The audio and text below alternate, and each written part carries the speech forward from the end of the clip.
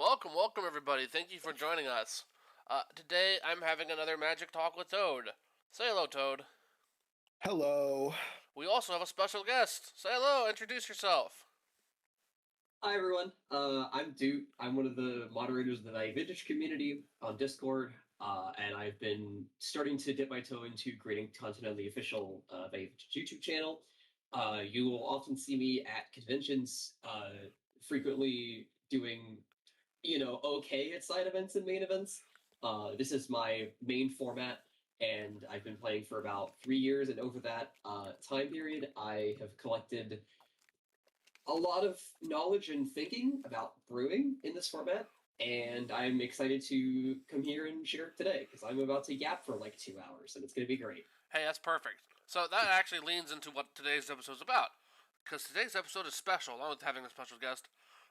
Today we're going to go over how to brew in Value Vintage, because with the increased interest on Value Vintage and more people looking at the format, whilst we appreciate the enthusiasm and we appreciate the spirit, some of the decks that are coming out that people are building are more just they're unoptimized. They're cool. They have a lot of good ideas, but they're unoptimized. I And think a lot of people, when they hear that this format has a budget restriction of $30, and something like Modern or Standard might have decks that cost $600, they think, oh, so the deck is like 5% as strong as a Modern deck. And that is not the case. we'll get into Yeah, it more. and I find that Go. I find that especially newer players into the format really benefit from guidance, not necessarily being told. I have drawn a big line in the sand, especially for people who are starting, established people who are trying to give feedback on newer lists, of trying not to dissuade people from making something cool, but to draw them in the direction that they need to get to, and get to the sort of fast track the realizations that playing this format is indeed a very powerful experience. Um, and so, if I can spread awareness on this episode that this is a very powerful format, and give people, newer players, guidance on how to start brewing decks for this very large and overwhelming format, then that's what I'm here for. Hell yeah, that's fantastic. Yeah. We don't want to tell people, hey, your idea is bad, you need to do something that's better. We want to tell people, hey, you've got a fun idea, you need to make it really good so that you won't feel bad when it loses. We want to make your bad deck a good deck so that you can win with your fun idea. Exactly. So, so we have a general outline we're following, and I'll show off some decks and some important cards as we go. But the key thing about Value Vintage is, like we said, it's a powerful format. We are playing cards that, even with their budget restriction, are banned in every other format. You cannot play them because of how ludicrously powerful they are. And that power level shows. So your deck should be trying to do something by turn 2 to 3. Whether that's combo killing your opponent, countering their spells, attacking their hand, attacking the creatures, or anything else, it's vintage. Like, it's just $30 vintage, but it's vintage. People are going to be doing crazy powerful things, and any deck needs to be prepared for such power and fighting on that level. It is a lot.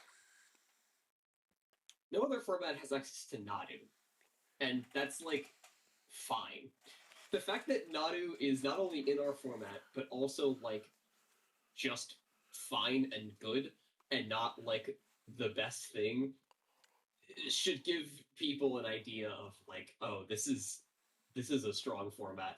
As a funny little anecdote to this point, so Force of Phil from the Eternal Thermals podcast showed up to SCG called Baltimore, R1K, and in it he played a blue-white control deck whose only win condition, I think, was 4 copies of Squadron Hawk. And I think he went like 1-3, and someone apparently overheard him say, "I vastly underestimated the power level of this format." Yeah. I think that is just, it's a natural response to think, oh, this is a budget format. It's actually a pretty tight budget format. You can't even play most pauper decks in this format. So obviously things are not going to be that powerful. And then it turns out a lot of cards are very cheap because they are too good to be allowed to play anywhere else except Vintage, and we get all those cards. So one thing I like doing to Commander players to try to persuade them to play Value Vintage is I ask them to look at the Commander ban list, and like a lot of that stuff is like, okay, this is obvious. But then there's a few cards they always have questions about, and those two are, along with other ones, like Nadu, Tinker, and Balance. They're familiar with Nadu because Nadu was a very vocal, very loud terror in Magic for like a year and a half, or even shorter. It felt like a year and a half. It was closer to a few months. I think it was only a couple of months for Commander. Yeah, like 4 or 5 Yeah. months. But Balance and Tinker, they're like, that doesn't seem that broken. And like, it kind of doesn't seem that broken until you see it in action. You're like, holy shit, that is nuts. And the kinds of cards that you don't think are that bad, and then you cast them, and then you're like, oh, I understand now. It's kind of like Channel in that way, where it's like Channel is more like immediately obviously broken to Commander players, but even at restricted levels, it still enables like the fastest combo deck in the format. And then honestly, I don't think Channel gets played enough. That card is just like, that card's stupid. That card's stupid. Yeah. The other like Band Commander card that I like to really advertise to people is Hull Breacher. Hull Breacher. Yeah. Let me tell you, sitting across from Hull Breacher in Commander, the format where people are not afraid to cast wheels, yeah, that's not okay. And the Hull Breacher is not quite as heinous here, but it's still heinous. It's like $1. So yeah, if you're a Commander player and you just like glance at the ban list and even the Game Changers list, a good number of those cards are cheap and playable. So Absolutely. if you're looking for an easy springboard, looking for cards that you don't get to play with anywhere else or that are banned in other formats is a like fantastic place to start. Like, if you're a modern player, like we have Lurrus, Amphraptor. We are a Lurrus, Amphraptor, Nadu, Uro, Oko, Grief format. And Hogak. None of those cards are like dominant. It's Do you want to know a card that I think does not get enough play in Value Vintage that is on the Commander ban list? I think we should be seeing way more Sundering Titans in this format. Oh man, I love Sundering. You wanna talk about a channel card, like just on turn 3 or 4 you channel some stuff out. Just cast a Sundering Titan and a Breaker of Creation with your channel. Mm-hmm. And then how does the opponent beat you now? No, they just die. They just explode. We're playing explode. We're playing Turbo Ponza now. We're playing, like, a lot of people are talking about maybe they could unrestrict channel and Vintage. No. If that happens, Value Vintage is gonna have a big adjustment period. Yeah, for sure. I don't want to think about Post being able to play 4 copies of Channel. I don't want to think about that. Well, I don't even think it would be Post. I think you would just be like Muddle the Mixture and Channel and then Big Idiots. Yeah. The card that I really want to get unrestricted for us specifically is Monastery Mentor. I want to be able to play 4 Mentors in a deck. I've got my playset. We're ready to go. Monastery Mentor is like top 5 favorite Magic cards of all time for me. I love Monastery Mentor. Hey, get those Chromo Seed Sharks. I got a playset in my box. Yeah, our scientist. I got a few. Our scientist list is a good place to play Mentor. Yeah. I think I'm one of the few players playing Sailor's Bane that are still on Mentor, just because I love the card. And like, yes, I can acknowledge that a line card is probably just better to be playing, because it dodges creature removal, and creature removal is like the thing that Bane wants to try and blank as much as possible. But like, I don't care. Mentor, as much as Mentor can eat removal, it also can just win entire games by itself. This card's like so fun, and I just love it. I love it so much. Unrestrict Mentor, nothing bad can happen. I can be trusted. I know it's not going to happen, but I want to unrestrict Vexing Bauble. Honestly, I'm down. Specifically for us, I'm down. I just want to speak really quickly on the question that might come up. That no, as a moderation team and as a administrative team over the format, we do not have any plans to break from the vintage banner restricted list. Because at that point we are just a different format. We are not going to do that. It sort of kills the idea of the format of us being value vintage. Because yeah, then we're a different format. So whatever Wizards decides over the presentation of the vintage format is what was going to go for us. Unless something like truly extreme happens, and that is, we have not come close to that threshold yet. Yeah. So, in case anyone is wondering about the potential of that, I'm just going to put that question to rest right now. That ain't happening. That's I appreciate you saying that. Too many splintered formats these days. It's too much. Mm-hmm. There are like 20 different variants of Commander now. And it's so hard to like just get like 4 people who want to play the same variant of Commander. Like, this is why Tiny Leaders died, because they wanted to do their own thing. And like, it's already a split format between vintage and value vintage because of the budget restriction. We don't need anything else. Mm-hmm. Exactly. Yeah. Keep it simple, stupid. Exactly. So yeah, so now that we've kind of covered the basics and like the gist of like what value vintage is and how we're approaching it, as well as general clerical stuff, would you want to go over your outline? Like, I read through the first line of your outline almost word for word, but if you want to sort of follow it and Toad get it up too, y'all can follow it and I'll chirp in, and then I'll show off the decks as we need them. Sure. So yeah, let me get it open. A couple of key points that I wanted to sort of touch on for people looking for general brewing advice. If you are not trying to win as fast as possible, if you're not playing like aggro or combo, you need interaction of some kind. This is not Commander. You can't pull your punches and not play interaction. There's no excuse. We have such good interaction in this format. It's kind of absurd. Like Swords to Plowshares, Inquisition of Kozilek, Hymn to Turok, a billion counterspell, like a bunch of like actual factual counterspell. Loose focus is good. We have a lot of ways to slow our opponents down. So if you're not trying to win quickly, then devoting it like 4 to 7 slots in your deck to interaction is a good base that I always try to hit, if not more. And then packing the interaction for artifacts and enchantments and Silver Bullet hate cards, like we mentioned, like Vexing Bauble earlier. Damping Sphere is another good one to talk about. Those are all good cards for the sideboard. But yeah, you interacting with your opponent also needs to be backed up with a plan to win the game, whether that be through creature beats or burn or decking out if you're a real psycho playing post or like lantern control. Calling myself out here because I love lantern and I want to work on that deck more. We updated ours about 2-3 weeks ago.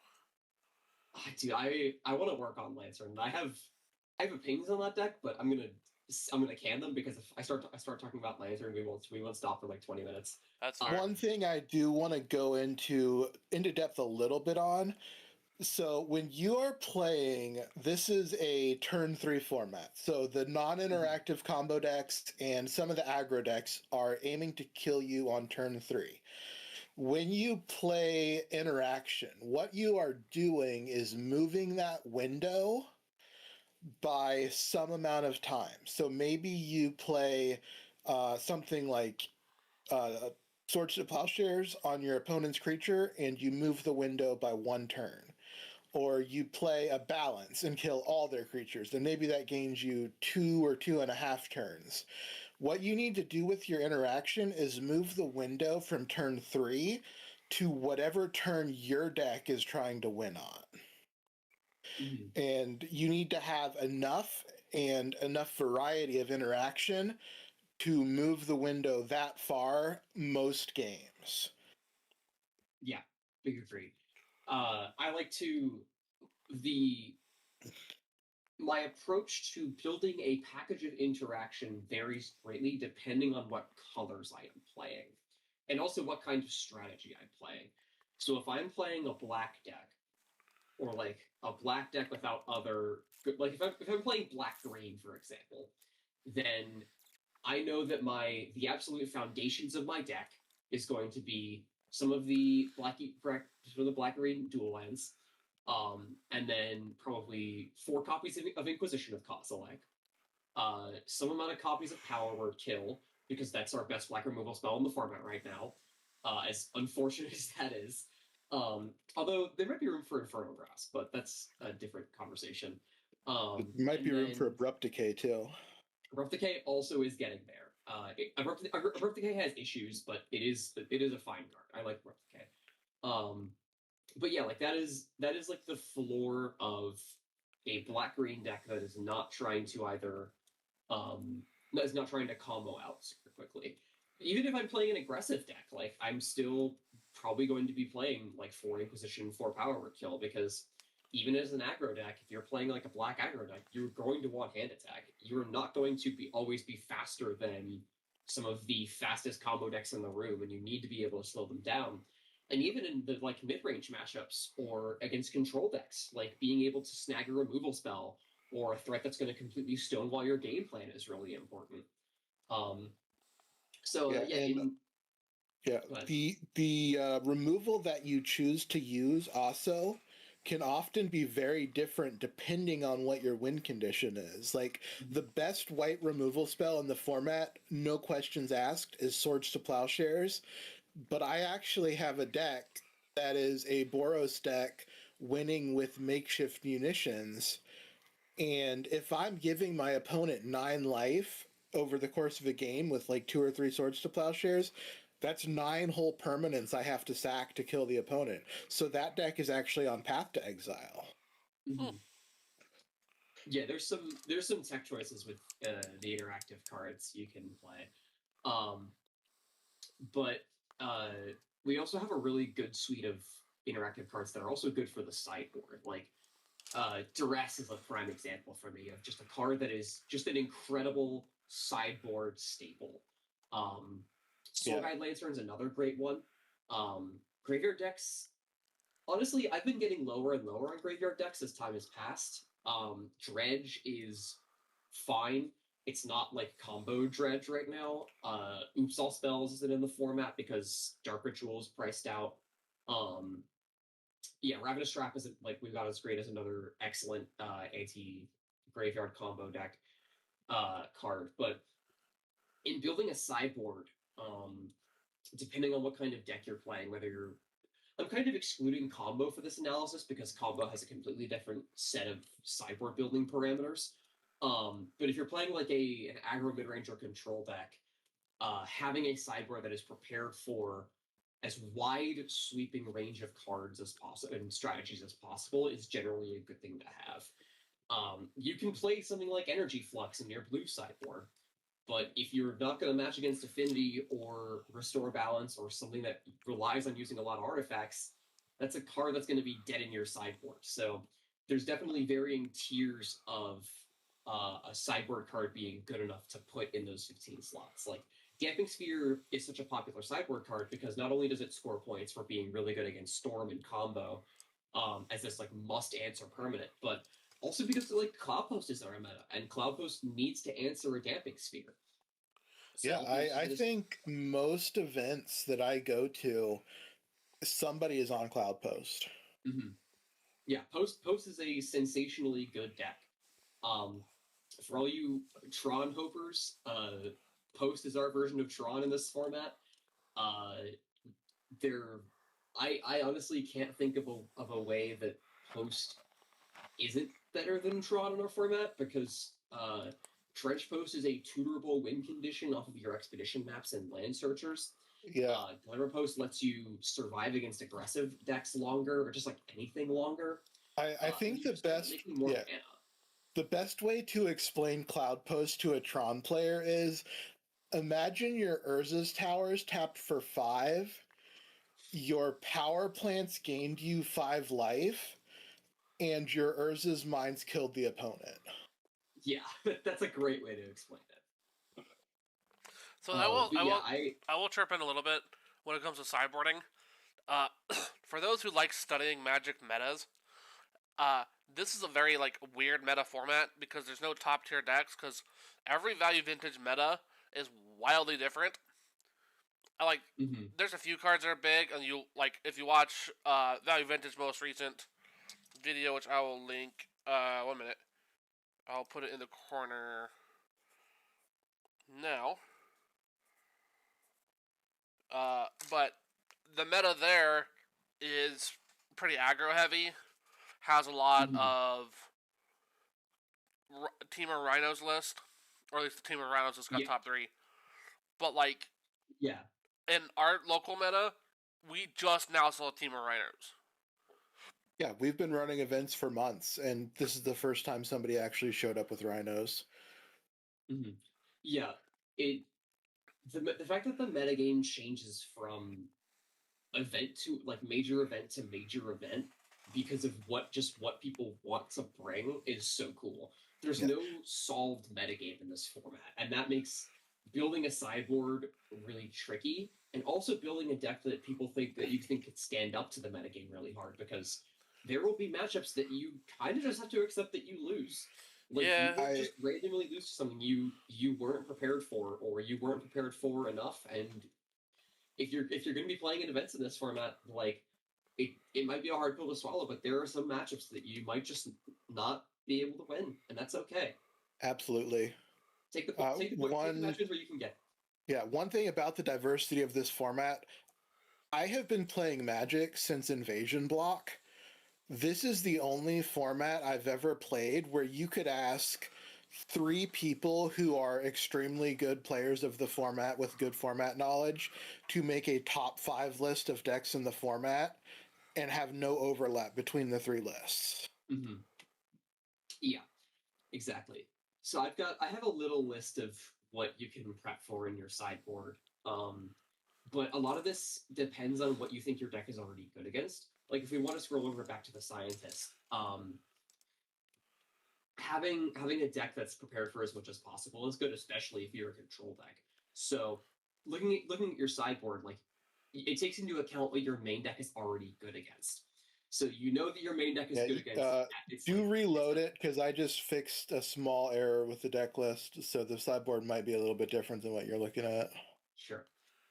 Yeah, it's a little bit different. So yeah, you know that in your main deck you have decent matchups against everything, because you're a control deck and you have 4 Swords to Plowshares, 4 Loose Focus, along with some balance and some sweepers, and there's Prismatic Ending there. You have a good chunk of removal, you have a good chunk of interaction. Your win condition package is extremely concise. You've got 3 Seed Sharks, a Mentor, Pridwin and Shorikai as your dedicated win conditions. So you have a game plan as to what you're going to be doing, but your sideboard is here to shore up certain matchups or enhance the matchups where some of your cards are bad. So in the control mirror, this deck would be cutting all of its sweepers and all of its single target removal to be bringing in these Commandeers, these Test of Talents, and then maybe these Spell Pierces. Against Initiative, you're cutting a lot of your... I'd honestly just be trimming a bunch of your grindy cards. I'd cut the Narset, I'd probably trim maybe one of your Tesserats and then something else to be for bringing in 3 Spectral Sailors. So it's this kind of sweeping matchup coverage that's just really important when you're building. And honestly, part of what makes Blue-White such a good core, there's a couple really solid cores in this format of here is a core of 8 to 10 cards that are kind of your staples, and then you sort of build around that. And the Blue-White framework of 4 Swords to Plowshares, 4 Loose Focus, balance, dig through time, treasure cruise, 2 to 3 other sweepers. That's a really solid core that I like to build off of a lot of the time. But if people are looking for a specific list of kind of archetypes to prep for, I've compiled a little list. So aggro, spell-based combo, cascade combo, activation-based combo, graveyard decks, hand attack decks, so things that are casting like Inquisition or Hymn to Turok against you, initiative of all variants and colors, just generic mid-range, just generic interactive grindy mid-range, counterspell plus Swords to Plowshares decks like we were talking about. Like this perfectly fits the archetype of a counterspell Swords to Plowshares deck, and then artifact decks. Do not skimp out on playing Disenchants in your sideboard. You will get got by artifact decks and you will lose. At Baltimore, I was playing Cycle Storm, and I had an opponent who's playing Ritfield, and I had a sideboard pivot that killed him through Ritfield. And he talked after the match. He said, "I have no Disenchants in my 75," and I was like, "Yep, that'll get you." So yeah, don't skip out on playing like 2 to 4 copies of Disenchants. And again, it depends on what your main deck interaction suite is. Like this deck can afford to play a little bit less because you're on 2 main deck Prismatic Ending. Some control decks can play something like March of Otherworldly Light, which is a card that I'm super high on recently and want to try and find places for. That's a card that I've been putting in and out of decks as the price goes up and down. Yeah. Like the more white heavy you are, the more incredible that card gets. It's so good. But yeah, those are the main things that I would keep in mind. Those are the main like general archetypes that I would keep in mind if you're trying to sculpt the sideboard for this format. It's like take into account what your deck is already good against, and then build your sideboard to beat the decks that you're worse against. Don't build your sideboard to beat the decks that you're already good against. Yeah, if you have a 60-40 matchup, that's great. You don't need to make it an 80-20. Like you should be playing to win your 60-40s 60% of the time. And mathematically, if you do that enough, you're going to win tournaments. You don't need to spend like 6 sideboard slots. If you're playing a Rest in Peace field deck, you don't need Soul Guide Lanterns in your sideboard because your main deck is already doing that. Mm-hmm. The biggest thing, I came into this format from playing CDH a bunch, and the biggest lesson for me to learn was, especially in 60 card, your deck slots fill up so quickly. Like every single slot needs to be, I don't want to say perfect, but especially if you're starting to go to tournaments for this format, I wouldn't register a deck that I wasn't confident in like at least like 60 to 65 of my 75 slots. It's really, really refining a deck for this format is really hard. And especially at something like SCG weekends, you need to be really good at reading the metagame and figuring out what deck you play into that metagame. Excuse me. That will stand the best shot. Like, I registered Cycle Storm at Baltimore. I don't think Cycle Storm was a very good meta pick, considering I think over a third of the field was playing some kind of aggro deck. And Cycle Storm's matchup into aggro decks literally comes down to, do you have the Fluctuator in your opening hand? And if you don't, then you kind of just explode. I made it work because I got lucky, but you can't rely on luck. You gotta rely on your main deck construction. I said all day that if I had brought Boros Energy to Baltimore, I think I would have smoked. I think I would have top eighted pretty easily. Obviously that's, whatever, because it's in the past and it doesn't matter anymore. But just something to think about. And like a lot of the time, whether you place or don't place in a tournament comes down to one game across the day. Mm-hmm. So exactly. if your deck choice can give you a 5% boost and you're playing 20 games in a big tournament, that can be the difference between placing and not placing. Yep. It's funny. You're literally reading my mind, harkening back to my Baltimore tournament report, where I think I genuinely missed top 8 in round 2 because I smoked my round in my round 2. I smoked my opponent round 1. My round 2, I punt a game that I have no business losing, and then I lose my game 3 of that matchup, and then because of that loss, I'm out of top 8. I ended up missing top 8. So Yeah. Especially big tournaments, every game counts. A lot of people will get upset that like, oh, I missed prizes on breakers, and it's like, maybe, but did you actually miss prizes on breakers because you misread your mulligans and put a Swords to Plowshares back instead of a counterspell when you needed a Swords to Plowshares? One game. Yeah. Yeah, Magic is a very hard game. I have been specifically watching like 60 card Magic videos every now and then. Like, I stop for a few days, but every now and then just like learn how to sideboard better, because like playing Value Vintage and like really playing it, it's one of those things like, I know how to sideboard. I used to play Standard and Modern, and like those sideboards are easy. Value Vintage sideboards are nuts. You know what I tell people who are coming to this format from Commander? Ignore your sideboard. The first tournament you play, like a Friday Night Magic level tournament, just don't sideboard. If you don't know the lines for your main deck, then sideboarding can often cut off your ability to win the game. Like, it doesn't make your deck completely unable to win. Like, people are usually not sideboarding out all of their win conditions, but you're cutting yourself off of lines that maybe you don't realize what a card is for in the deck. And the card combines with two other cards. Like, we'll talk about it a little bit in Yojimbo when we get to our deck examples, but like, a card works with another card that works with another card, and suddenly you're doing something degenerate. And if you just look at the cards on face value in a vacuum, you might be like, well, this doesn't seem particularly strong in this matchup. I'm going to cut, let's say, Restoration of Aganjo. A 3/4 that makes spirits doesn't seem very good. And then you miss that what the Restoration of Aganjo is actually doing is making Disruptor Fluid uncounterable. Yeah. Yeah. On the topic of sideboards, don't forget that companions exist. Yeah, companions exist. Also, if you only have enough budget for 5 sideboard cards, put in 10 basic lands. Like, there's no punishment for filling your sideboard up with basic lands. And maybe you'll want them somewhere. And the other thing is, like, I learned how to do it in like tournaments, is they shuffle the whole like sideboard into the deck, and then they remove 15 cards.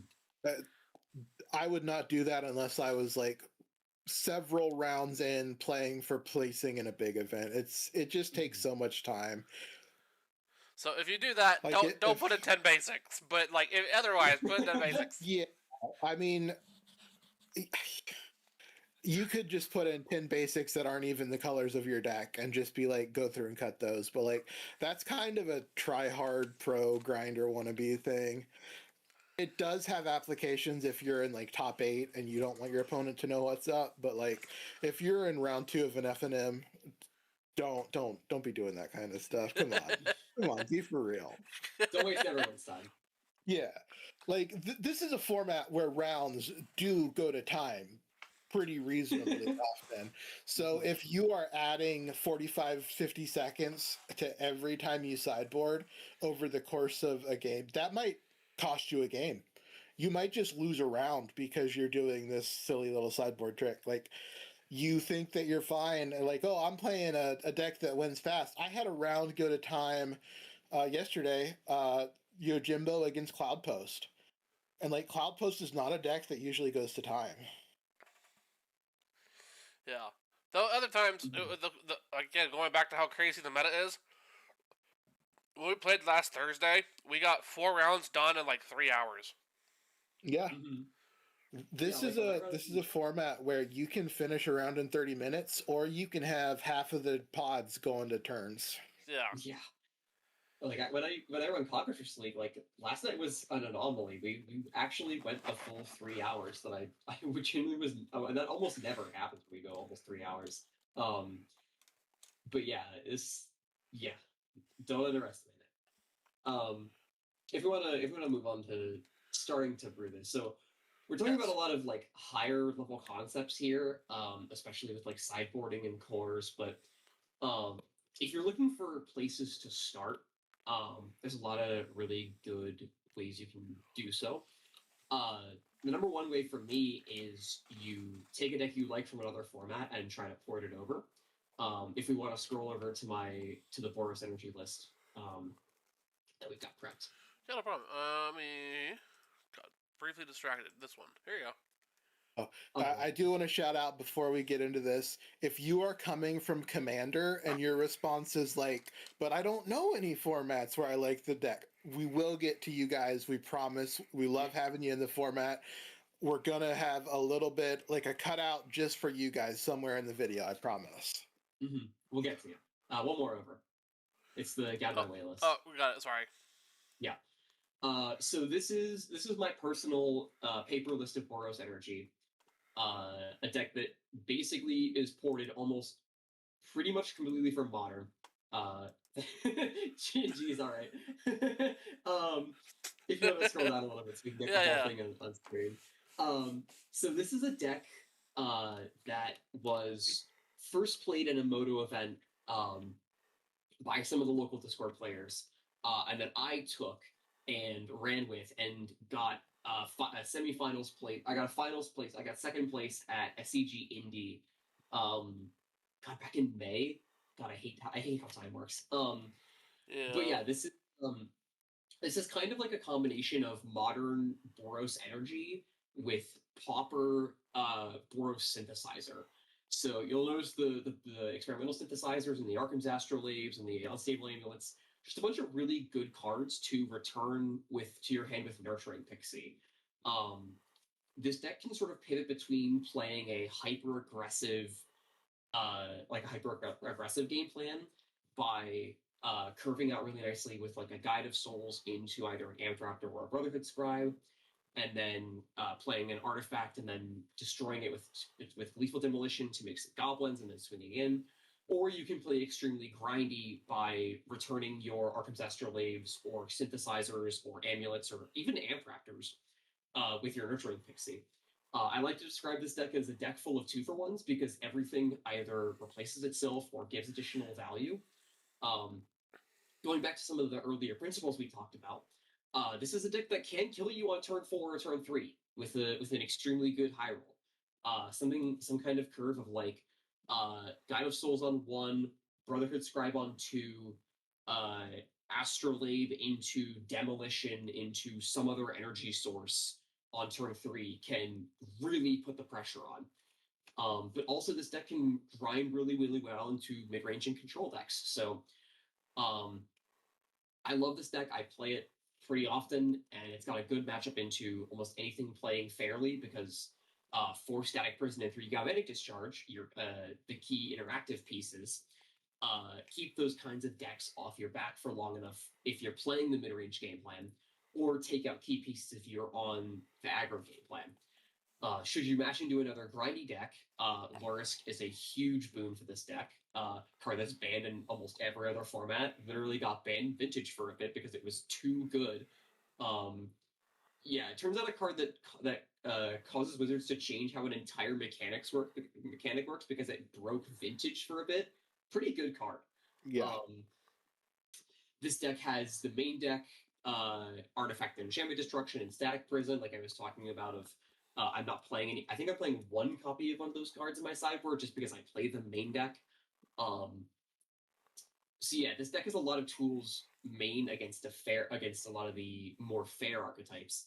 And then if we want to scroll down into the sideboard, my sideboard is almost completely devoted to beating combo decks because I am completely cold to combo game 1. This deck, unless your opponent is playing something like Nadu, where they're a permanent-based combo deck where you have the chance to hit them with a Static Prison or a Galvanic Discharge, if this deck matches into something like High Tide or Cascade combo, you're gonna die. You're gonna lose game 1.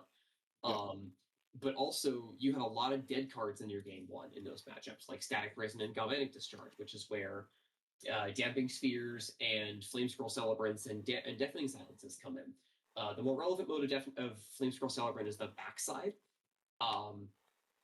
which is a silence for your opponents for 2 mana. Card's really good. And then the rest of my sideboard is obviously the Luris. Soul Guidelines from to deal with any sort of graveyard decks that may be futzing around, because especially if you can get Soul Guide and Luris going together, no graveyard deck is going to win the game. They're never clawing out from under that. And then the Singleton Westfold Rider is honestly just because I haven't updated this deck in a bit. This Westfold Rider, I have the money for it to play a third Deafening Silence at this point, which is what that slot definitely should be. But the deck fluctuates so much because if you want to scroll back up, this deck's money spread, which is something that I want to talk about, is very tall. So this is a concept that I actually sort of inherited from Canlander, where they talk about wide point spreads versus tall point spreads, of like stacking a lot of your points into one slot in your deck because it's an anchor piece. So I sort of started applying that concept to decks in this format, and it's definitely helped my brewing. So yeah, that definitely is a major thing that applies here. Mm-hmm. So in this deck, you are a very tall budget spread. You're spending 13 of your $30 on a playset of Guide of Souls, because that card's dumb. That card's dumb as hell. And honestly, why this deck has so much money to play with is because it sees play in Modern. The price fluctuates so much that sometimes this deck will be where it is now when Guide of Souls is at a low point, and sometimes it will be riding right up against the edge of its money when Guide of Souls is at a high point of like 350. But yeah, I pour most of my money into Guide of Souls in this deck because the card is just so unbelievably good. And those kinds of decks absolutely can work in this format. If you're spending $12, $13, $10 of your budget on an anchor engine piece, those kinds of decks can work if you've built them. I've seen people playing decks with like 3 Goblin Bombardment and 3-4 Grave Crawlers, and that's $23 of your budget on those cards. But it's so good that the core of the deck makes up for the other stuff being budget. Like, something you have to understand in this format, just because a card is cheap doesn't mean it's bad. A lot of cards are cheap because what they do is very narrow, and so there's not a lot of demand for them in other formats. But if what they're doing is what your deck wants to do, you can have a 25-cent card that punches up at a $4 or $5 weight class. Brotherhood Scribe is the perfect example. Yeah, exactly. I was looking at Brotherhood Scribe and Amped Raptor. Yeah, Brotherhood Scribe is not okay. This card is so dumb. This card single-handedly will wins me most of my games in this deck, just because of how absurd this card is. The second line of text is the relevant one, so whenever you gain 1 or more energy, creatures you control get +1/+1 until end of turn. This card is the other anchor piece along with Guide of Souls. And it is the entire reason why I shifted the deck more towards the Gleeful Demolition Snows build. I originally was off this sort of Gleeful Demolition Arkham's Astrolabe build, but as I played the deck more, shout out Clammers. Clammers, Alexander Clamilton, a Discord regular, was a big advocate of this build, and I gave it a spin, and I don't think I will ever go back, because Gleeful Demolition gives you so much explosivity, and the Astrolabes being an extra couple ways to draw more cards with Nurturing Pixie, as well as being artifact sources for Demolition, it just gives you an extra layer of consistency and smoothness, and being able to be like, okay, I have 3 creatures in play. One of them's a Scribe, one of them's a Guide of Souls. Astrolabe, Demolition, pop my Astrolabe, give my team +3/+3, 15 you. Yeah. While we're talking about Brotherhood Scribe, I do want to point out something, because Brotherhood Scribe is like the perfect example for what I want to say. If you are reading a card and the card has 2 or 3 abilities, which is really common for commander cards now, if you look at a card and you're like, this ability is never going to come up, then read the card as if the ability is never going to come up. Like, if a card has 3 abilities and one of them does nothing and the other 2 win you the game, that card has 2 abilities that win you the game. Yeah. And honestly, like there are genuinely times where I have activated the first ability of Brother Than Scribe, even though it doesn't look like it would ever be relevant. Like, but like if you look at a card that's like at the beginning of your upkeep, if you control 30 or more artifacts, you win the game, and then at the beginning of your upkeep, draw a card and discard a card, and the card costs 1 mana. That's just a 1 mana draw a card, discard a card every turn. You can just ignore the artifact stuff if you find a card like that you think you could fit in your deck. That is not the artifact part doesn't, but the actual card effect would be Shadow the Goblin, which is a completely nutty card. Yeah, there's a bunch of cards. There's a bunch of cards where they have a really good ability, and then they have what Wizards of the Coast design calls trinket text, which is basically flavor text, but it's an ability that actually does something on the card. So, like, if a card is a 3/3 haste for 2 mana, and then it has whenever you scry, you gain 1 life, it's just a 3/3 haste for 2 mana. Mm-hmm. You can just ignore the abilities that don't work with your deck, and if the card is still a good rate, especially on price and mana value both, that's just a good card for you. Mm-hmm. This kind of segues perfectly into what I was going to talk about. If we want to move to my Delirium deck real quick. This is the section where we come to hi Commander players. We're talking about you now. A great way to start building a deck is you think to yourself, okay, I want to build a deck around X card. How do I do that? For this deck, the impetus was I want to play 4 Pyroglyph. How do I do that? How do I support Pyroglyph as best as I can? And the answer that I came to with this deck is you play a bunch of cards that mill cards and then basically refund those cards. And you play it as the Curve Topper in an aggressive Delirium-based deck that wants to hit as many types as possible and get your opponent down to a threshold where a Pyroglyph will just dome them in the face for lethal. For this kind of strategy, if you're trying to employ this take a card you like and brew around it kind of approach, the biggest piece of advice I have is to slim down your mana curve as much as possible.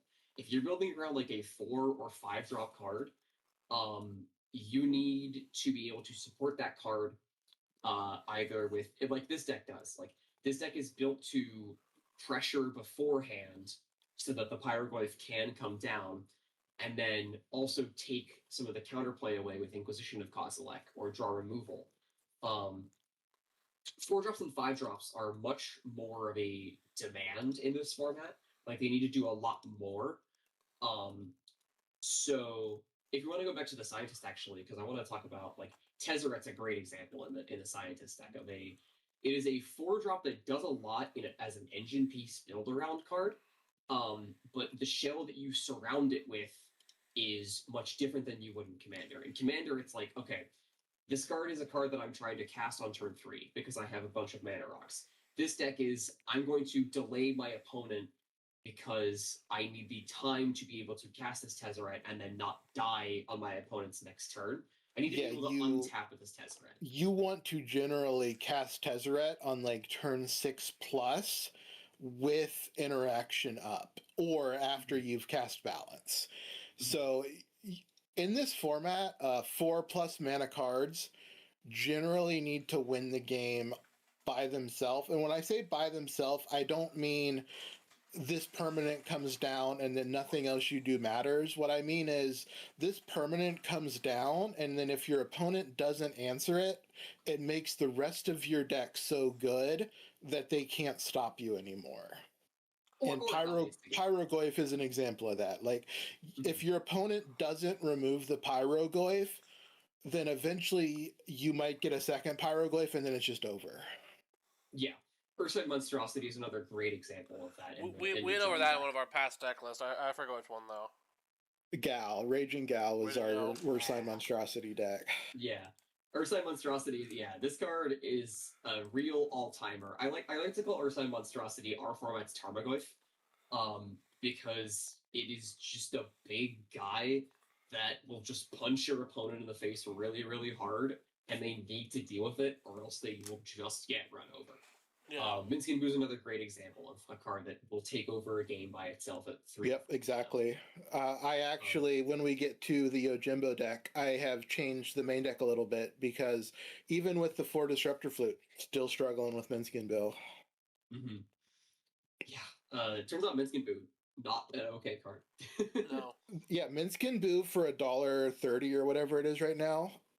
Again, the price tag on a card does not tell you how good a card is. Mm-hmm. Exactly.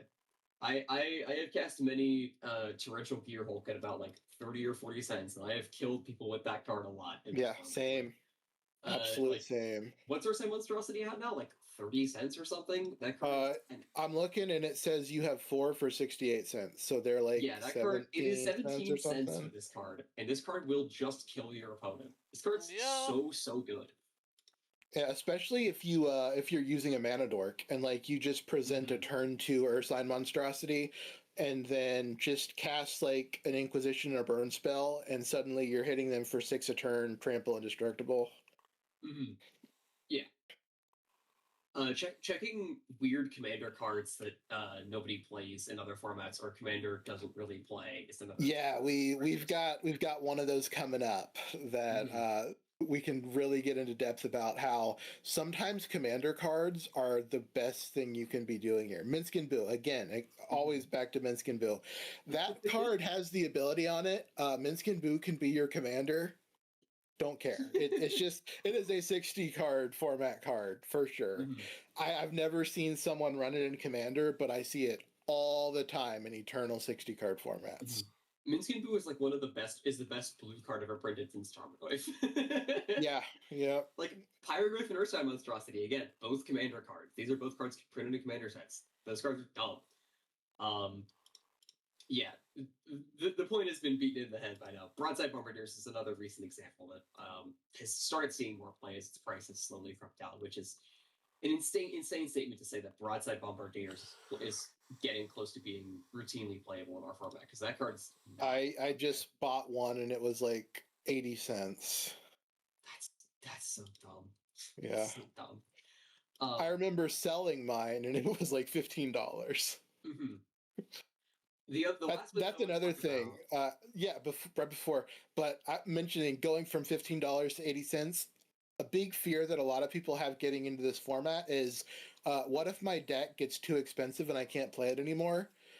That very rarely happens. What usually happens is something in your deck gets cheaper and now you get to make your deck better. Yeah, go ahead with what you're doing. I just wanted to say really quickly, the last way to start approaching brewing in this format is there is absolutely no shame in just grabbing one of the established decks from the Discord and running with it. People have brewed so much in this format, and it's a competitive 1v1 format. Nobody is going to disrespect you if you are playing something that you didn't make. It's like, yeah, those decks, it's acknowledged those a lot of decks are very good, and if you're playing them, you shouldn't get crap for it. Like, that's fine. Yeah, pretty much. I would be careful about playing lists that people have shared with me in private, but once something is on the tournament results page, like it's been out in the public, pick it up, play with it. All of my decks are public because I love when people pick up my lists. Like, a lot of people have picked up Drew and I's Beanfinity list that has it's the version with Scene of the Crime main deck and 3 Cutzels in the sideboard. That deck's been showing up all over the place.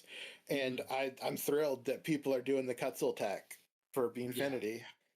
Yeah, people in the community are generally super excited. I know I'm at least really excited when somebody's like messing with a deck that I've put a lot of reps into, like as Cycle Storm's as I've put more reps into Cycle Storm. Sorry, I keep coming back to this stupid deck because I love it so much, and I've just been playing it a bunch recently. People have been like asking me about it, and it's always really cool to get asked about it because it's like, oh look, this is the neat little thing that I made, and people are trying to cook up this other neat thing that I made. It's really neat. Yeah, Toad and I get questions about our Lantern list a lot, and We're Yeah, always glad to people answer will, 'em. will ping us in Discord, and if I'm not busy, I will just sit down and talk about my decks for an hour. Same, 100%. Yeah, yeah. This is your plug to join the Discord. The Discord's super friendly. It is like probably one of the best, if not the best, piece of the Magic community that I've ever interacted with. It's awesome. People are like really, really friendly and always want to talk about stuff and brew stuff. And yeah, you get to talk to us in here, which is really Like cool. like we said at the beginning of the video, if you have an idea for a deck and you don't know how to make it work, someone in the Discord will have an idea for how to improve it. Mm-hmm. Like you can find some random card from like Tempest that combines with a random card from Modern Horizons 2 to do something you think is cool, and there will be 3 people in the Discord like, yeah, absolutely, try adding this third card from Commander 2017. The only card that doesn't work anymore is Zodiac Pig. I'm sorry, we can't do Zodiac Pig. He will Rest in return peace, to us. King. He will return to us one day. We must have It'll faith. be a while. When I Value miss him Vintage every day. is in the time of its greatest need, they will reprint Zodiac Pig. I miss him every day. I miss him every day. Pour one out for Zodiac Pig. Also, while we are talking kind of directly to the Commander players, I just want to say, if you are normally used to singleton formats, which means formats like Commander where you can only have one of a card, it might seem like it's harder to build around a card because you don't get to have it in the command zone. But if your deck is 60 cards and you have 4 of a card, you're going to see it almost every game. Not every game, like it's not guaranteed, but it's very different to play a 60 card deck with like 4 or even 8 of a card if you have a redundant version, instead of a commander deck where you're playing 60 to 70 unique spells in your deck. And if you're not tutoring for things, you're rarely going to see the same ones back to back in 2 games. When you're playing a deck built around like the 4 Pyroglyph here, you're reliably going to get those. And then like I see that Doot has Dredger's Insight and Mishra's Bauble to kind of dig through. So if you want to find a card every game, you can do that in 60 card very reliably without needing to use tutors. So that kind of transitioned us into Yojimbo, because Toad really wanted to build the deck around Yojimbo. When I saw Summon Yojimbo, like it was in our set review, I was like, this guy's a little expensive, but I think that he would be cracked in this format. And he is now down to $1.57, and guess what? He is cracked in this format. So, yeah, go ahead. I just want to say really quickly, I've talked about it multiple times to you in private, but I fucking love this deck. This deck is so cool.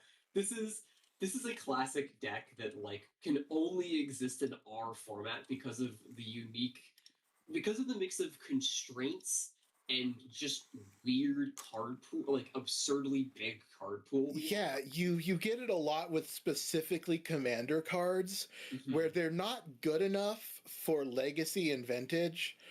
They also might not even be good enough for commander, but because they cost like 50 cents or $1, they're really good here. So like Yojimbo is basically, how I describe it, is the best Blastoderm that everyone has ever imagined.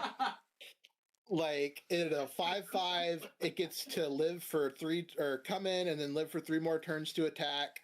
It doesn't have Shroud, but like it's just doing everything. Like when it comes in, you get a disenchant, or if the opponent has a tapped creature, you can take that too. So just up front, you get your 5/5 and it exiles something. And then without even doing counter manipulation, you get 2 turns of Ghostly Prison. So like if the opponent is trying to attack you with multiple creatures, like Doot was saying with the Boros Energy deck, like Gleeful Demolition attacking for 15, if I've got a Yojimbo down, that turn he's attacking for 0. He does not have any mana left to attack after casting those spells, and by the time he has more mana to pay for the tax, he's lost the buff from the Brotherhood Scribe. And there's a lot of windows like that in this format where if you can really stomp your opponent's plan for one turn, their deck becomes much weaker and it gives you a chance to deal with whatever they're doing. Mm-hmm. But yeah, this is a commander card that commander players, I think, do play Yojimbo, but it's not like a big staple like the Great Henge or anything like that. It's kind of just a weird, oh, this is kind of cool. Maybe I'll put it in my counters deck or my sagas deck. But this is a 4 of in this format. This is basically the commander of this deck. And we are running a bunch of ways to find it and get it into play and then abuse having it in play. Mm-hmm. We get to run Nesting Grounds, which I believe was a Ikoria standard card, not a commander card. But this card considered an Ikoria commander deck, yeah. It was okay, yes, it was. So yeah, this is another commander card where it does. There's no one is playing this in actual Vintage or Legacy. Like it's just not a thing you would do. People play it in Commander. Again, it's not a big staple. Like if you're playing a counters deck, maybe you want this and maybe you don't. But what we're doing with it is just exiling a permanent every turn with Yojimbo. Mm-hmm. We have there. Let's see if there's any more. Yeah, Bonder's Ornament. This is a card that has been banned in other formats. It is a commander. It is a commander card that was not intended to be played in 1v1, and when you play it in 1v1, it is way past the power level of what you're supposed to have access to, and we're just playing a banned card. I love this card got banned in Pauper for being too strong of a control deck draw engine. It's so funny. It looks so bad, and then you sit across from it, your control opponent activates it like 2 or 3 times, and you're like, oh, I'm gonna die. They're just going to drown me in cards. I'm going to lose this game to this Bonder's Ornament. This deck has the Bonder's Ornament, and it also has the Monumental Henges. So, like, if you let me play out my land drops, especially with these Weathered Wayfarers, I'm just going to get to the point where I'm, like, drawing 2 or 3 cards a turn, and I'm preventing you from doing anything meaningful with my removal and my Disruptor Flutes and my Scepters. And, like, these are all cards that either never saw standard play because they weren't allowed or haven't been in standard for over a decade for stuff like Scepter of Dominance. Disruptor Flute is a standard. I guess that's a Modern Horizons card. So, like, these are not cards that you get to play in standard. You're not supposed to have them in a 60 card format a lot of the time. And we just get to play a bunch of them and just jam them together and see how they work together. And this deck is oppressive as hell. You look at this deck and you're like, this deck doesn't do anything. And the answer to that is, yeah, and neither does whoever you're playing against. I mean, this deck is playing Krovak's Ascendant Hero, for hell's sake. Like, this card probably hasn't seen play since the 90s. Yeah, Krovak's Ascendant Hero. You know what card that lines up pretty well against? Minskin Bill. Oh, that is pretty funny, actually. That is really fun. Like, no, you just don't get to have a hamster. And, like, yeah, it costs 6 mana and Minskin Boo costs 4. That is what your other removal is for. Mm-hmm. Especially because this deck has 7 mana rocks in it. We are probably not waiting until turn 6 for a Krovak's. Mm-hmm. So if they can get their Minskin Boo out on turn 3, there's a reasonable chance that we can untap and play a Krovak's. Like, Swords their hamster, untap, play Krovak's. If we have enough mana rocks. I'm curious about... You have to... What's that? I'm curious about Jareth, but we can talk about Jareth later. Reload the list. I took Jareth out. I freed up more space. Yeah. Reload both of my lists, because I did tinker with them a little bit. Cool. The Jareth was in there because Jareth is very good against targeted removal. Like, if you want a sub 50-cent creature that just ignores Swords to Plowshares, Jareth does it. But I think the 2 Krovak's is better right now. Yeah, Krovak's also does serious work against stuff like Gleeful Demolition. Yeah, Spirits, Gleeful Demolition. Yeah. Even the, like, black decks or the black-white decks where their plan to answer your threats is to just kill all of them, you need, like, 4 removal spells before Krovak starts to get really painful to keep around. Mm-hmm. Yeah. a thing that I just love. Like, this is just turning into a Yojimbo gushing session, but that's the part of the art of this deck. That especially people can think about when they're brewing like stuff in their mana bases for monocolor decks is like we get to play a lot of very strong tech lands in our format. Like Yeah, this deck, like, it is 20 lands, and 10 of those are basic planes, and then 10 of them are lands that are just kind of doing stuff. I played against one of the other admins of the Discord yesterday for our Cockatrice tournament, and he was running like 3 or 4 main deck Field of Ruins in his Miracles control list, and he simply could not keep up with how many utility lands I had access to. He killed a Dust Bowl, he killed a Castle Ardenvale, he killed a Monumental Hinge, and then I just put them back in the deck with Mistwell Plains and drew them with Weathered Wayfarer. it's so funny. While we're here and talking about mana bases, this is something that I really wanted to discuss today. Is that people think that again, going back to the thing of like, oh, this format's a budget format. Your mana is probably terrible. That's a thing that I've seen a little bit going around the Discord.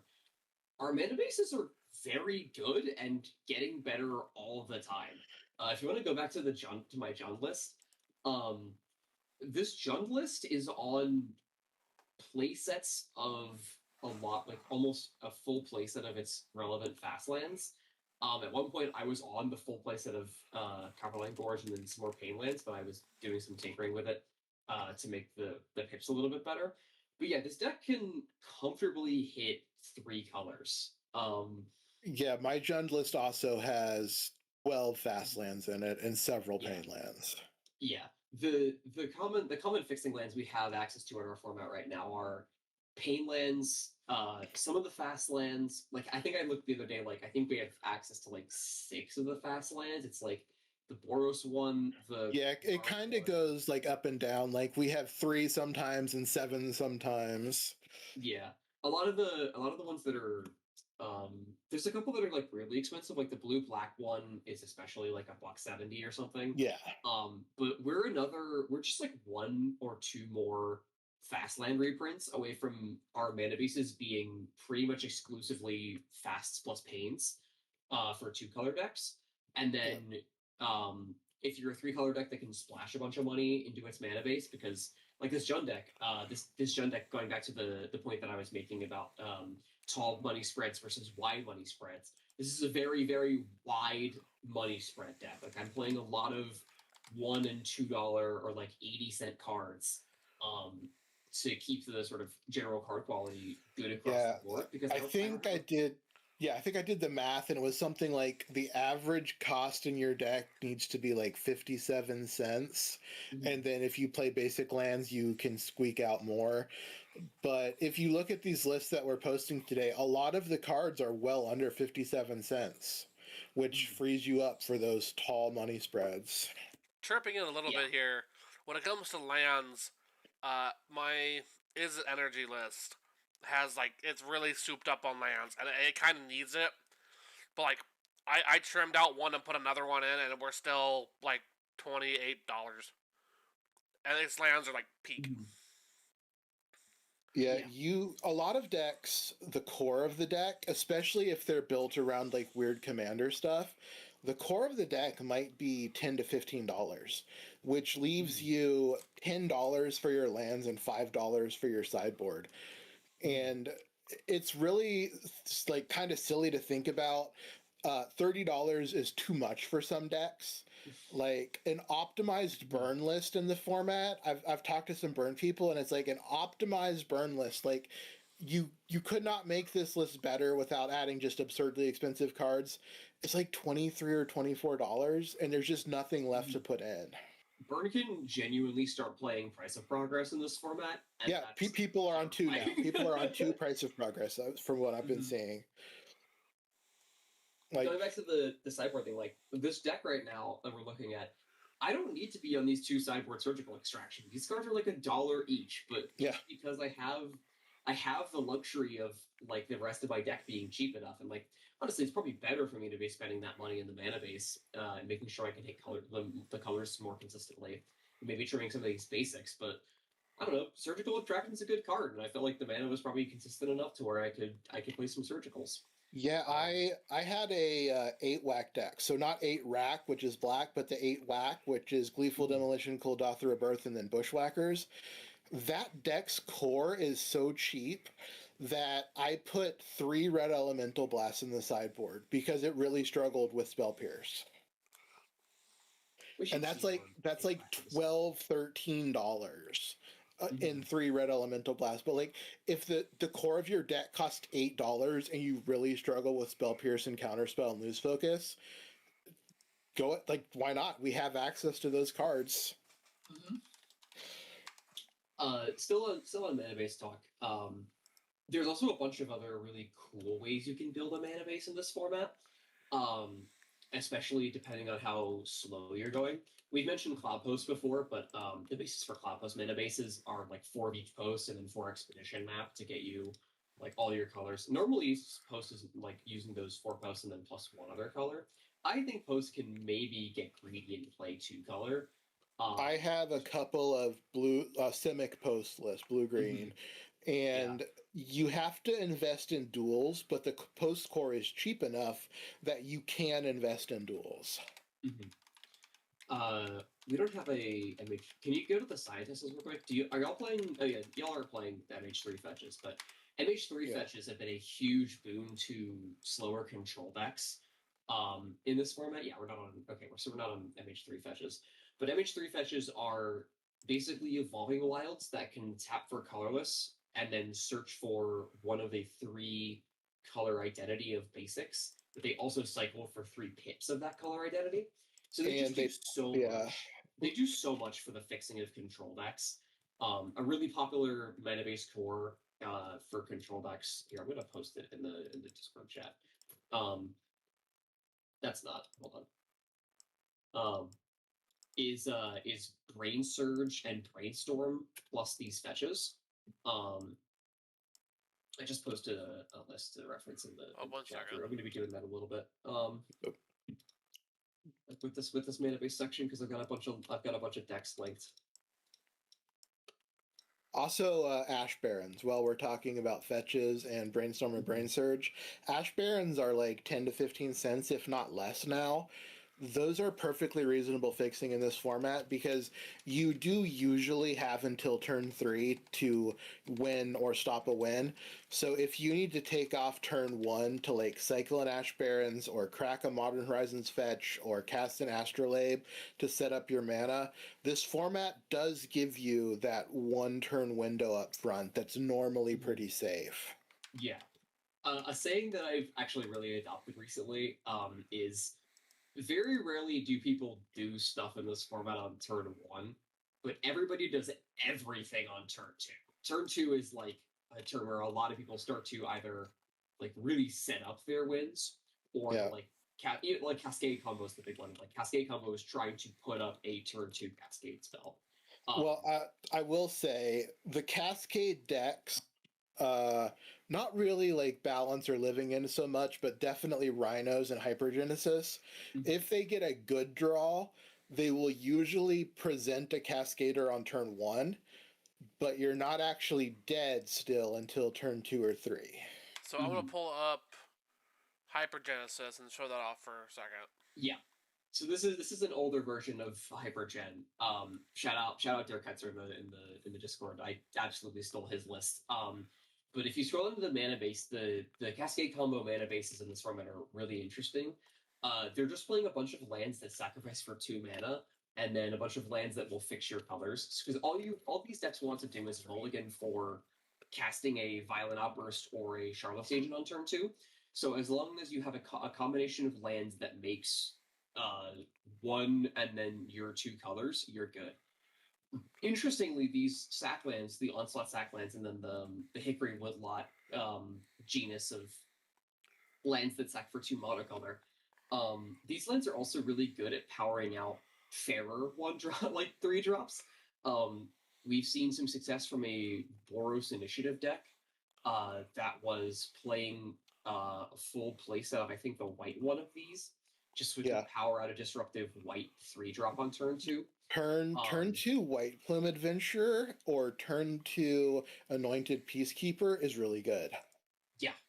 So yeah, these lands are not limited to the unfair decks in our format. These are also tools that fairer decks can utilize if you want to be powering out something really, really strong.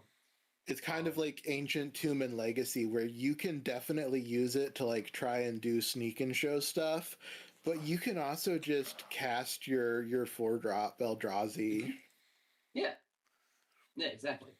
The other we talked a little bit about snow before. If we want to go back to the my Boros list of there are definitely some you can get really, really greedy with snow mana in this format with enough snow lands and because of Astrolabe fixing. Snowland for Astrolabe fixing is so good. This deck is only on 2 colors because you really don't need a 3rd color, and the slots are so tight that you kind of can't. But you can. There have been decks floating around that play 3 or even 4 colors with snow. So if you're like a 4-color mid-range enjoyer in this format, there are definitely avenues for you, especially. I have a 3-color snow deck. Doug Lynn, who is another big guy in the Discord, has a 3-color snow deck that he has gotten very good results with. If you want to build 3 colors, you can definitely do it. Most of the like really well-tuned decks in this format are 2 colors just because it's easier. But like by no means do you have to limit yourself to 2 colors. Mm-hmm.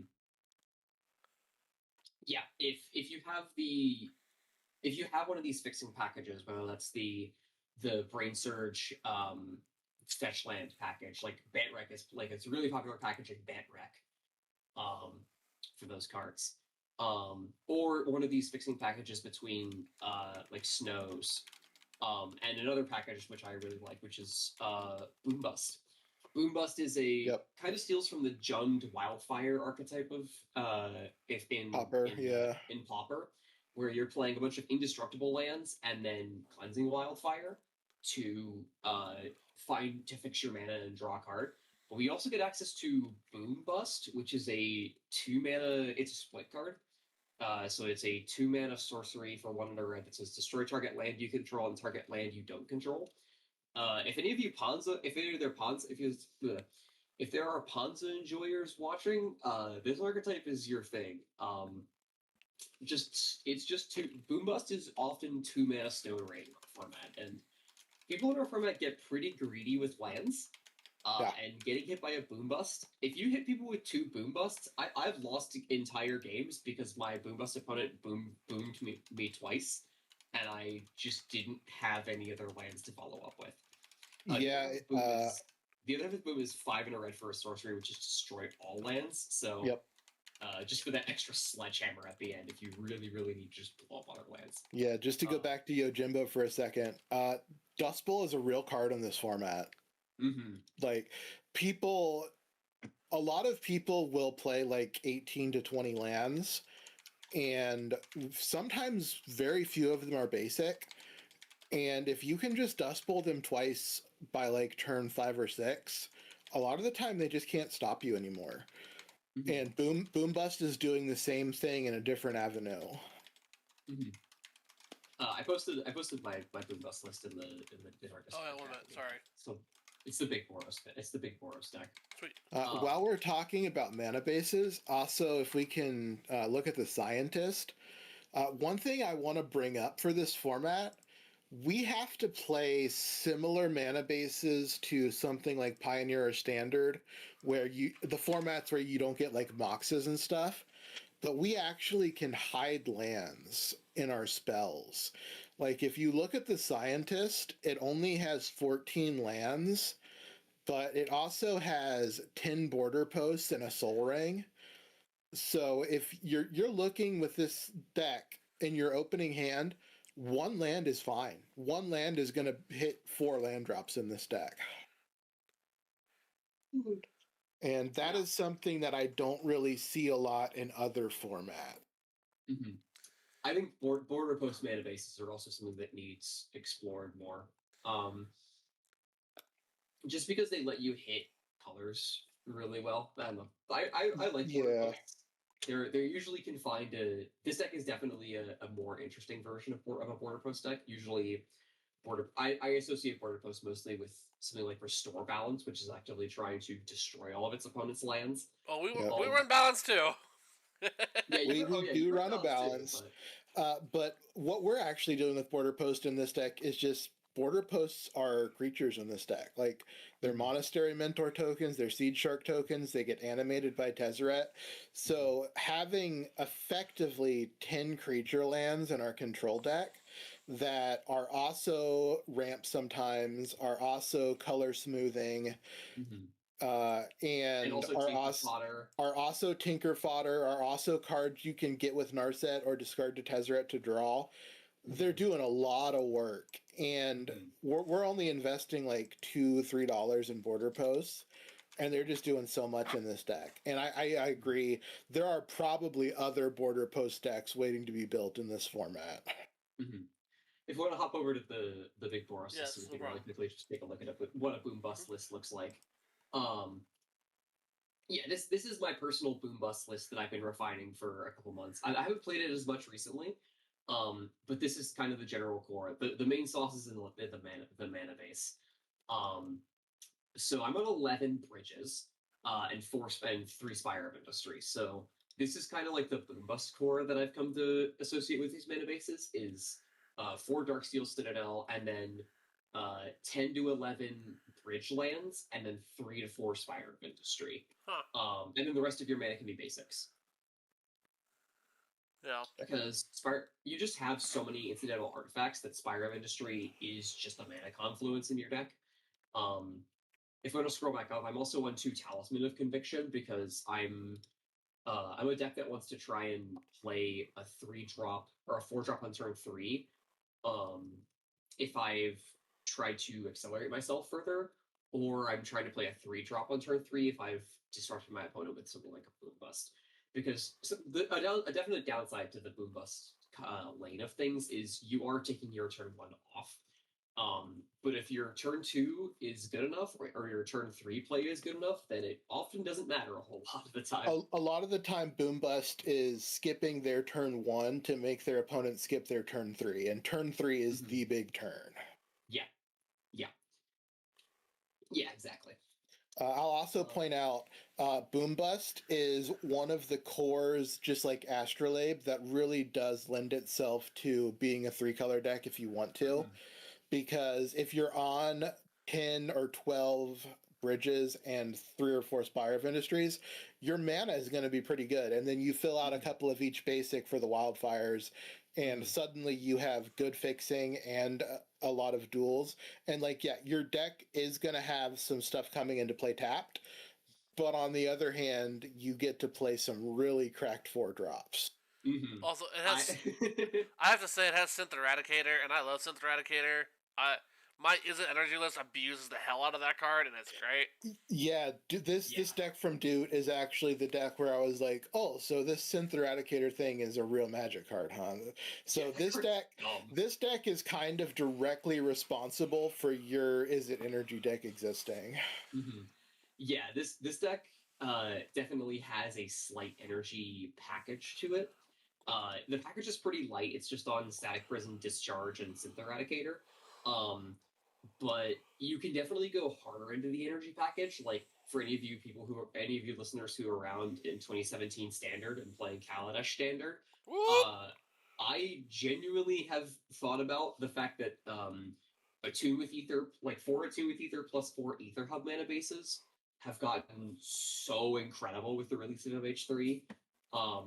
So something else to think about if you wanted to play another like 4-color deck. But yeah, this deck is very much a straight 2-color deck. One of the biggest boom bust player in the entire Discord. Shout out Rev Jeremiah or Joe in the Discord. Absolutely lovely guy. Loves destroying people's lands with boom bust. His build is a base, I think, red-white deck splashing green from Minsk and Boo. So you can definitely take this deck into 3 colors as long as your base is in red. Minsk and Boo was one of the, like, very specifically the card I was going to say. You could easily splash Minsk and Boo in this deck, and it curves exactly how you want to curve it. Yeah. Yeah, I find that Boom Bust is really, really good if you want to play a base red deck that wants to cast really, really cool 3 and 4 drops. Um, Yeah. because yeah, like I've specifically, like I mentioned it before, but I've specifically built this deck to like have the hands where you either cast a 3 drop on 3 after blowing up your opponent's land with a Boom Bust, or you cast a 4 drop on 3 after ramping yourself with a Cleansing of Wildfire. Yep. Um, Or, you know what? It is a restricted card, so people rule it out a lot, but like never forget you get to play a Soul Ring if you want. If your Yeah. deck wants to play 3 and 4 drops and you're running Soul Ring, sometimes you just get to do it. Sometimes you just get Yeah. to go turn 2 3 drop, turn 3 4 drop.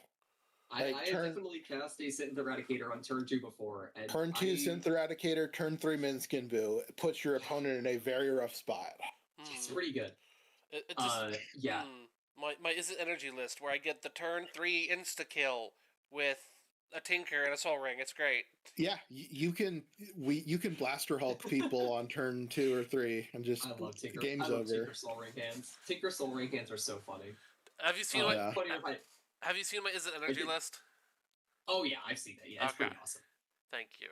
Yeah, funny enough in mentioning the Tinker kind of stuff, I did at one point mess with a build of this deck that was in Jeskai. Yeah, I can see it. That was trying to abuse Tinker with all the artifact lands, and you were trying to put in a Death Shaker Titan. Yeah. I was on a Depth Shaker Titan in my Teamer Gearhulk deck for quite a while as just a way to close out the game. Mm-hmm. Yeah, I love the idea of taking a Boom Bust shell and then playing like a almost like artifact cheaty face of like you're playing like Duretti, like 4 mana Duretti, to like trash for treasure back big artifacts from your like through your mana base, which is really cool. More commander nonsense. Exactly. I haven't explored that idea too much, but I think that's a fun idea. Yeah, that's another thing about this format. You will never run out of deck ideas. Mm-hmm. Like in a lot of formats, you're like, okay, I have ideas for 3 decks, but I can only afford to build 1. This format is like, okay, I have a solid collection of staples and lands. It costs me $2 to try a new deck.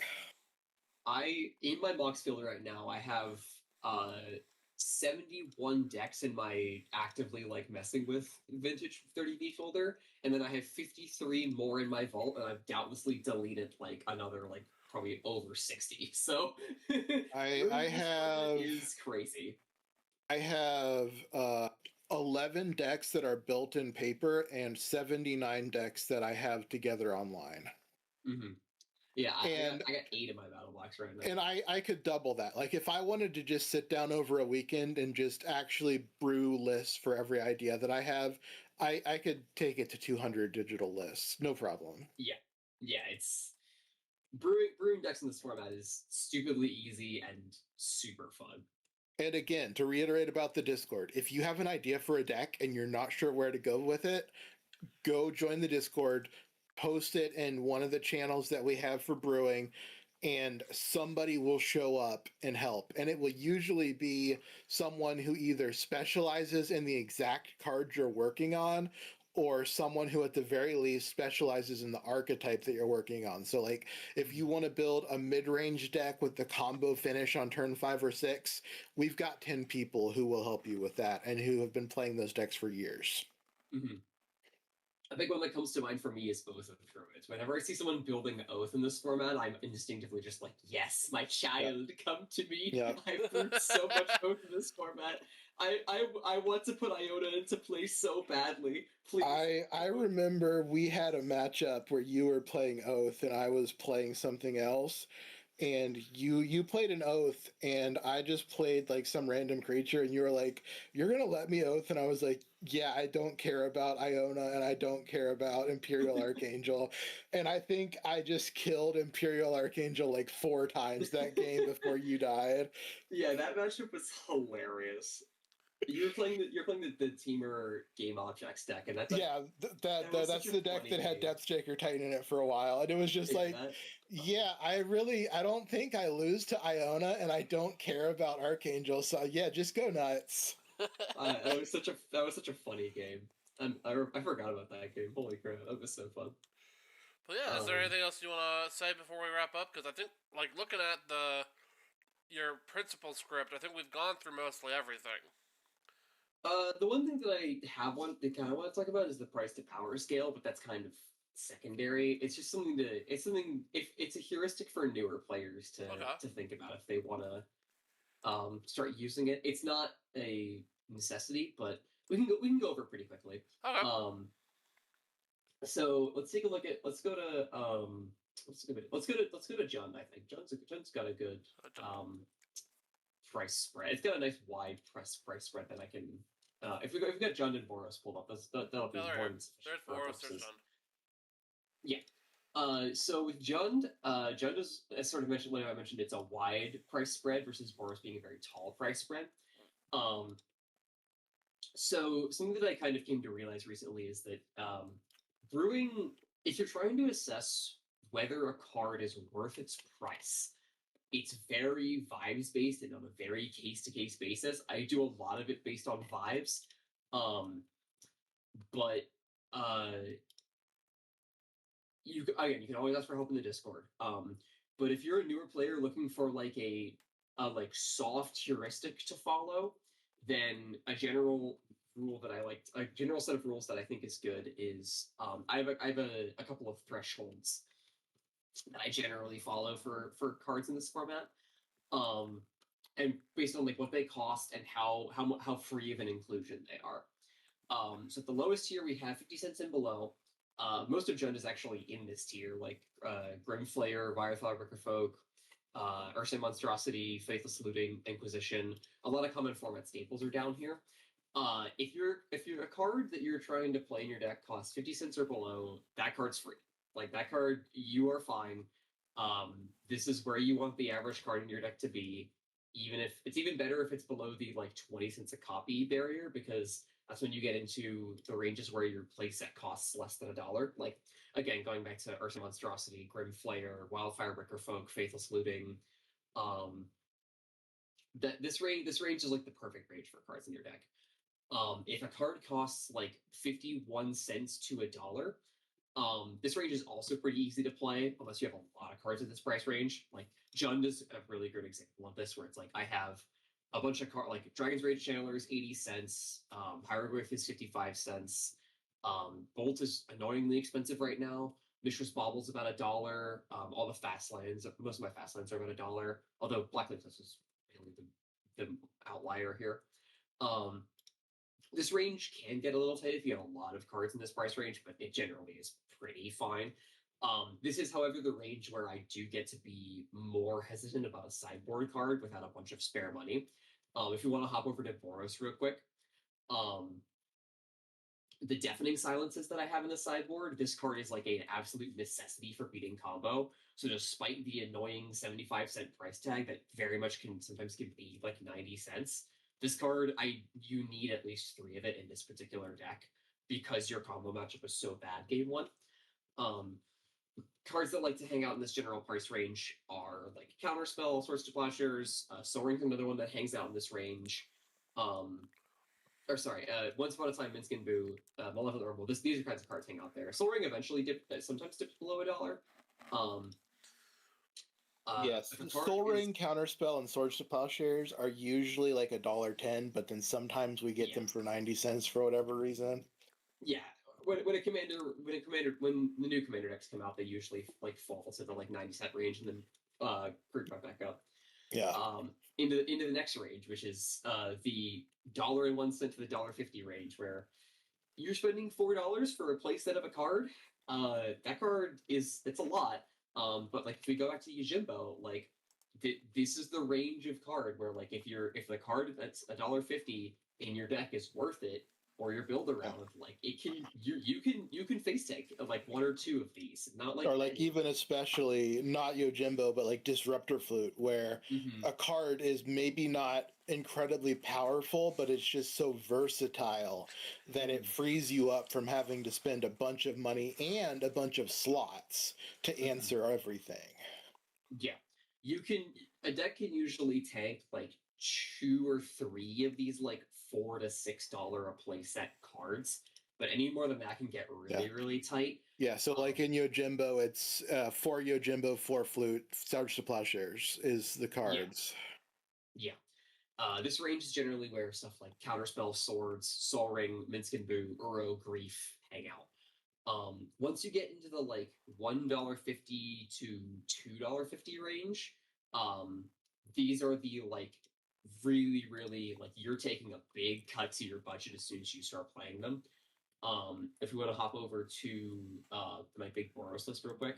Yep. I'm only on 2 cards because the card is so expensive. I theoretically could play a third, but spending that extra $348 that I'm spending on a third card isn't worth losing a bunch of other cards in this range. But this is not to say that any of these cards in these range aren't worth it, because if you can fit the cards in these range in your deck, or they're like definitely a significant build around, they're so good. Like Teferi Time Ravelers in this range now, Necrodominance is around here. Yeah, I've started brewing with Necrodominance. Like what I usually say to people like around this price range, if a card is more than $10 for a playset, you either should not be playing a playset or it should be the thing your deck is doing. Mm-hmm. Yeah, that is exactly what the next range is for. The like $2.51 to this range I have written down goes up to $6, but it's honestly the cutoff is like around $3. Yeah.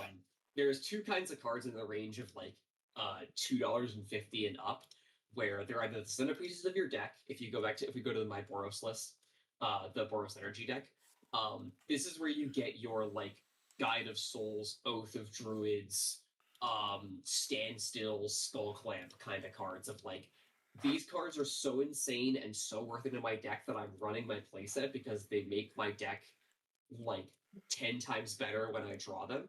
Yeah, this is cards where like if you cut them out of the deck, you have to change half of the other cards in the deck because the deck doesn't work the same anymore. Exactly. The other card in this range is what I dub a luxury item. Going back to Big Boros for a second. Sorry, I'm making you change a lot. But card is kind of a luxury item where it's a card that like I have spare money. It could go to something else, but I just have the money and this card's wildly good. So I'm just playing them because I have the spare money. Like or like the Red Elemental Blast in my Koldatha deck. Like exactly. We have $15 spare and we keep getting owned by counterspells. What can we run? You know what? Let's just run the best anti-counterspell red card. Mm-hmm. Exactly.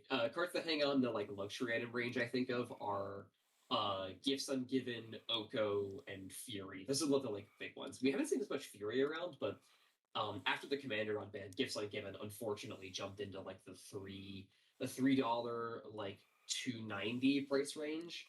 Well, I mean, it was $27 for a while, but thankfully it's back to the luxury status. Yeah, it's back to the fact that we can actually play it. And then going back to our king, Zodiac Pig. Anything above $7 is firmly the playable if you're not a coward range of card. I consider anything above $5 the like. I am probably playing one of this and tutoring for it. Mm-hmm. Yeah, it's like if you want to build around a wildly expensive card just because you want to, like, we're not gonna stop you. We're not gonna stop you. We're only going to enable your shenanigans because we think it's funny. I have a mono blue stasis list that I will play if stasis ever goes under $5. It's currently like $6.75. I mean, hold on, checking the price of Counterbalance real quick. Yeah, Counterbalance. Oh, wow, Counterbalance is $2.88. Really? I'm on board for Counterbalance. That's real gamer hours. Yeah. You might see me jamming a place in a Counterbalance in a deck one someday. But yeah, like if you want to play a super like a singleton or 2 of copy of a really expensive card in your deck, like we're not going to stop you. We're fully not going to stop you. Again, I will reiterate: if you are going to play a $6 or $7 card, the best way to do it is to tutor for it. We have a bunch of tutors that are like 50 cents to $1. You're going to have better luck tutoring for your $9 big fancy card than you are trying to fit 4 of them into a deck. Yeah, for sure. But yeah, with that. Or, you know what? I will say also, if you don't need a card to win, but it's just really, really good in your deck and you have $7 of budget left over, just run the one copy and maybe you'll draw it sometimes. Mm-hmm.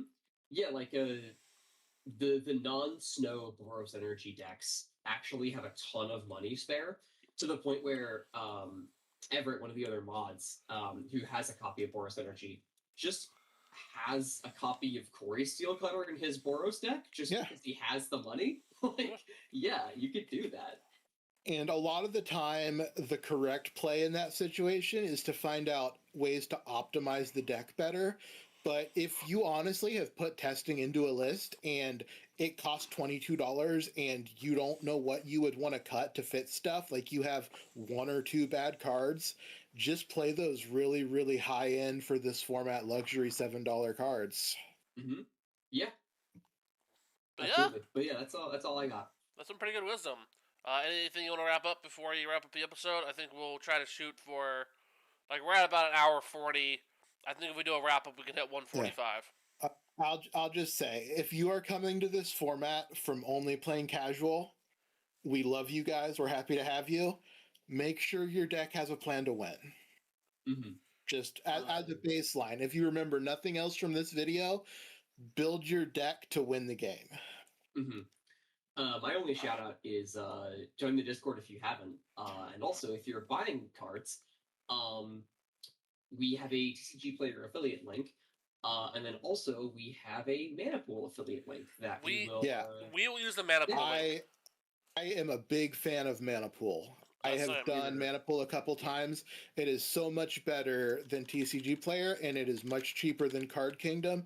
I used to be a Card Kingdom appreciator because they would just get me my cards, no questions asked. Mm-hmm. I have found that Mana Pool is the same experience for half the money. Yeah, I was the exact same way. I used to be a Card Kingdom ride or die, and then someone, the Claimers introduced me to Mana Pool. And I was like, yes, this is it. This is it. Like, this is the new service. It's awesome. Yeah. Not sponsored, just a service that we like and has completely infested our Discord. not a sponsor yet. Hey, not a sponsor yet. Not a sponsor yet. Yeah. If you're watching Mana Pool, all of us, Value Vintage Discord, Beyond the Mac and the YouTube channel, we'd love to get some of those affiliate codes. Mm-hmm. Like, we will show your product to the end of the earth. Yes. Also, if you the biggest draw is that if you use our affiliate codes, that puts money directly into the format that we will spend on travel costs and, most importantly, event pricing. Yep. All of the money that you use using our affiliate codes will go back into the format for event pricing. So one other thing before we wrap up. If you say, all of this deck brewing sounds fun, but none of my friends want to play Value Vintage, so there's no point in me building decks, come on the Discord. Wherever you live in the world, there are people who will play Cockatrice, there are people who will play Magic the Gathering online, and we're actually starting to get people who will play Tabletop Simulator and Spell Table games of Value Vintage. So just because you don't have a local scene yet doesn't mean you can't play Value Vintage with people. And also, like, once you get to the point where you like the format, which we encourage, we think you love it, you can just build your own meta. Like, we've mentioned multiple times, like, people here have battle boxes where they have, like, 8 to 11 decks just built together, and they'll go to LGS and be like, hey, anybody play Value Vintage? Well, it's Value Vintage. Let me tell you about it. Oh, do you have a deck? The shop where Drew and I play started running Value Vintage, and we were struggling to get 4 people. I just put together a quiver full of decks, 7 decks that people could borrow. And I had a couple aggro decks and a couple control decks and a couple combo decks. And people would just come over and it's like, hey, do you want to play? We've got loaner decks. And people started playing. And now we're pretty regularly firing 10 to 15 people every night. Yeah. Mm-hmm. Yeah. And we're getting more. We have a bunch of those resources pinned in the Discord, both for, like, example battle boxes, and then also, most importantly, a link to if an LGS wants to start running events, a sort of crash course on how they can start running events for us. Basically, the message is join the Discord. Don't be afraid to. We're super friendly, and we have literally everything you could ever need to start playing. So yeah, thank you very much for watching. We really appreciate it. The episode's a little bit distracted, but again, we hope we'll provide it. And we hope we provided a good service and explained it all. And this is something that people have been asking for. People have been asking, how do I brew decks in Value Vintage? And we finally have been able to get something out there for them. But anyway, like and subscribe. Please leave a comment. On the left hand of the screen at the top, there will be a recommended video just for you. It's special. You should watch it. It's cool. And on the bottom left hand of the screen is all the other Magic Talk with Toad episodes, including one we did with another Value Vintage Discord mainstay, Foster, where I would include the link on the video, but you just watch it. It's there. I have a bunch of other links going on in the video, and yeah. But we'll talk to you later. Bye! Bye. Bye.